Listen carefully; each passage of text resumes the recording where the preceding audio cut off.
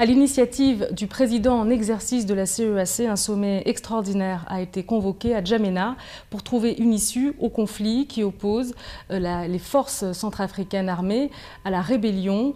Je reçois à cette occasion son Excellence, le président de la République centrafricaine, M. François Bozizé. Merci d'avoir accepté l'invitation d'Alcara.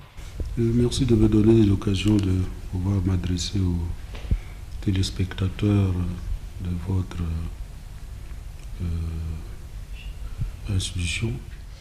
Le sommet extraordinaire de la CEAC prône le dialogue pour sortir la République centrafricaine du conflit qui l'oppose à la coalition rebelle. Êtes-vous disposé à dialoguer avec la coalition rebelle? En effet, ce sera pour la énième fois qu'en République centrafricaine, nous organisons les dialogues. Nous l'avons fait à Libreville, nous l'avons fait à plusieurs reprises à Bangui, et ainsi de suite. Et pour nous, nous sommes disposés à dialoguer avec mes frères centrafricains, mais pourvu qu'ils soient de bonne volonté. Car le pays a trop souffert, il est temps de cesser de parlementer et aller à l'essentiel, c'est le développement du pays qui est tombé trop bas.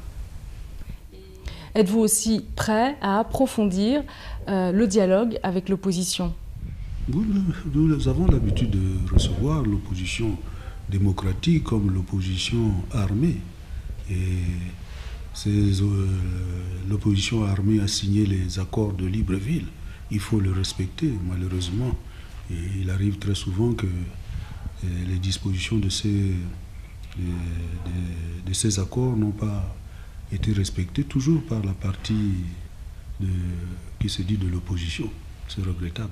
La médiation de la CEAC a posé comme préalable aux négociations la cessation des hostilités dans un délai d'une semaine. Ces délais, Monsieur le Président, seront-ils respectés? C'est une question à poser aux rebelles. Je pense que s'ils veulent effectivement que les négociations aient lieu, que le dialogue ait lieu, il faudrait bien que nous soyons dans les conditions de pouvoir discuter sincèrement et sérieusement. Pensez-vous que d'ici une semaine, on peut espérer un véritable cessez-le-feu? Bon, c'est possible, pourquoi pas.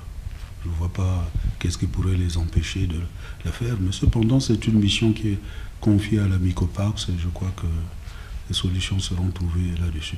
Plusieurs villes du nord, du nord-est ont été assiégées par la coalition rebelle. Craignez-vous une percée dans la capitale Bangui, malgré la présence d'une colonne armée tchadienne pour sécuriser la capitale? Je doute fort. Ce n'est pas une position à souhaiter, puisqu'ils seront finalement décrédibilisés par la communauté internationale. Qu'il s'agisse des Nations Unies, s'agisse de la France, de l'Union africaine, ils leur ont demandé de pouvoir revenir à la case départ. D'où ils viennent, ils n'ont qu'à revenir. C'est un pays où la démocratie règne, la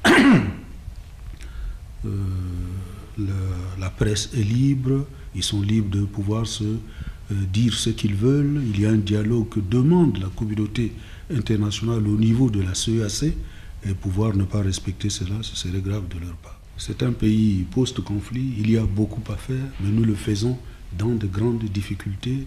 Et jamais, depuis le changement du 15 mars jusqu'à présent, nous avons été libres pour pouvoir entreprendre une action consistante, puisqu'un développement ne peut se faire que dans la paix. Or, l'ensemble des forces de défense et de sécurité sont éparpillées sur l'ensemble du territoire centrafricain. Ajouter à cela, l'apport de la communauté internationale n'est pas consistante pour permettre de donner un coup de fouet aux forces de défense et de sécurité.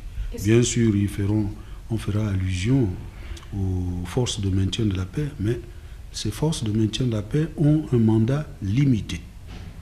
Et pour ce faire, c'est pas facile de pouvoir résoudre le problème, mais nous ne croisons pas les bras. Ce sont des choses qui sont arrivées dans beaucoup de pays et nous pensons que nous allons redresser la situation tôt ou tard. Mais avec les moyens que nous pourrions recevoir par-ci par-là, nous pourrions résoudre ce problème. Qu'est-ce que vous attendez de la communauté internationale? Soutien consistant pour permettre aux forces de défense et de sécurité d'être équipées et formées. Monsieur. Quand vous dites un soutien consistant, qu'est-ce que c'est? Financier, matériel, vous savez, l'armée pour qu'elle puisse bouger, il faudrait la mobilité, les véhicules, l'armement, le carburant, l'équipement des hommes, le casernement, bien d'autres choses, c'est ça. Pour en revenir à la MICOPAX que vous évoquiez tout à l'heure, elle a pour mission d'emmener les chefs rebelles à la table des négociations. La mission de sécurisation et de paix de la CEAC est présente en République centrafricaine depuis plusieurs années. Lui faites-vous confiance? Aussi, nous lui faisons confiance totalement. Mais malheureusement, l'inconvénient de la MICOPAX, c'est que son mandat est limité. Il ne s'engage pas, il n'a pas reçu mandat de pouvoir s'engager militairement, tel qu'on l'a dit, au combat. Cela ne lui est pas autorisé pour le moment.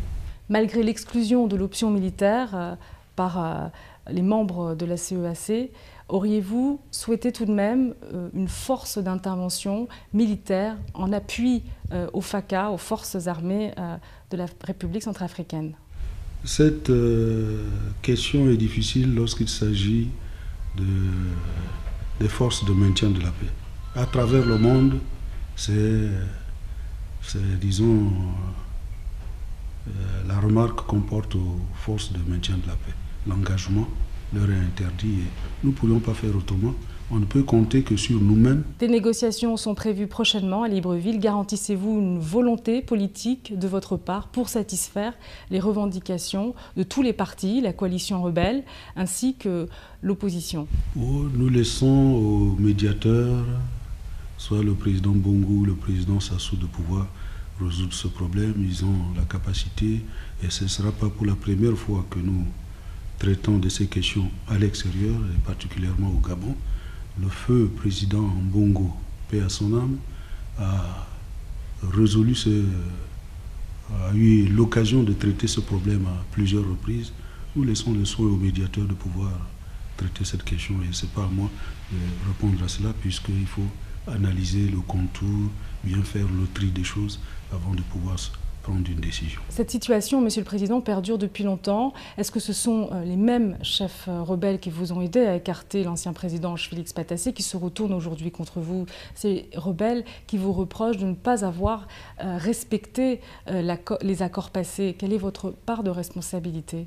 Non, c'est pas vrai. Vous savez, une opposition invente toujours des raisons par-ci par-là. Nous avions respecté ce que nous sommes convenus de faire ensemble. Il y a beaucoup des ex-compagnons de lutte qui travaillent dans l'administration centrafricaine. Nous avons pris toutes les mesures dans le gouvernement, dans l'administration, dans l'armée, mais l'opposition, c'est l'opposition, elle change toujours et nous signons des accords qui quelquefois ne sont pas respectés et nous y sommes et on continue. C'est l'effort permanent. C'est ça. Enfin, pour conclure, dans quel état d'esprit êtes-vous au moment où nous nous parlons? Malheureusement, lorsque nous constatons les événements qui viennent de se produire, effectivement, c'est un coup sévère. Heureusement que nos amis de l'Afrique centrale, chefs d'État, particulièrement le président tchadien, qui a une forte expérience de situation de ce genre, a réagi comme il le fallait. Et voilà pourquoi aujourd'hui nous parlons de la République centrafricaine. Sinon on pourrait assister à un désastre inutile et ramener le pays à la case départ et peut-être dans une somalisation à laquelle on ne s'attendait pas. Votre Excellence, merci pour cet entretien. Un entretien que vous pouvez retrouver sur notre site internet www.alcaratv.net.